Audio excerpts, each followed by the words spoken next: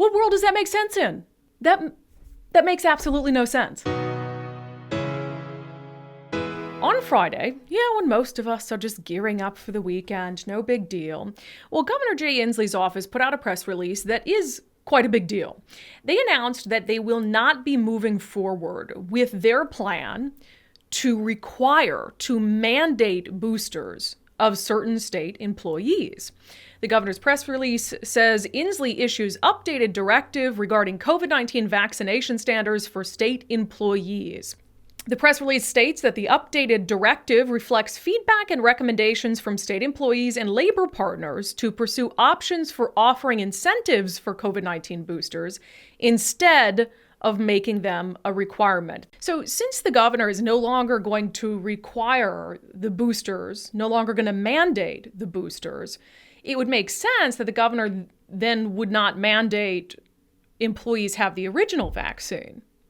Because even if you have an employee who gets the original vaccine, they're going to be protected for 6 months, maybe a little bit more. And then after a while, it'll be as if they never had a vaccine in the first place, if they didn't continue to get boosters.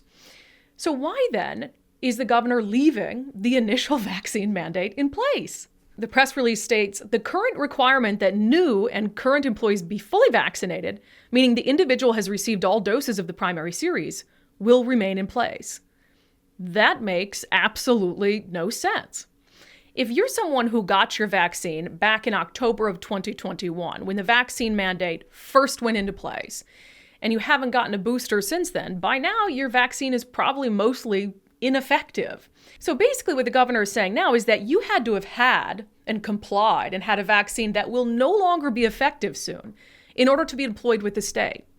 And even 2 years down the road, 3 years down the road, if you're someone who got a vaccine in October of 2021, you are good to go. Even though 2-3 years down the road, that vaccine will have meant nothing. Nothing. Yet the governor will refuse to hire individuals who didn't get that vaccine, even if it was 3 years ago and would no longer be effective.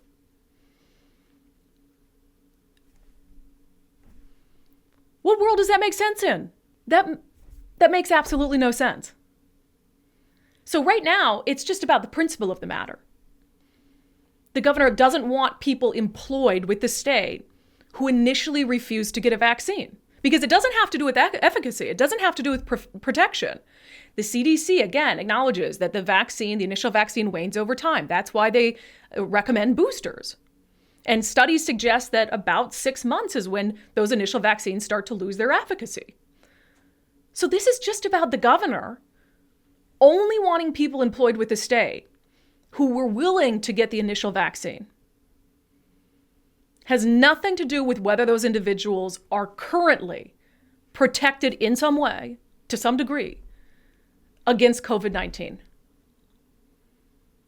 No one, even if they were in support of the initial mandate, can tell me that as it stands today, it makes any sense.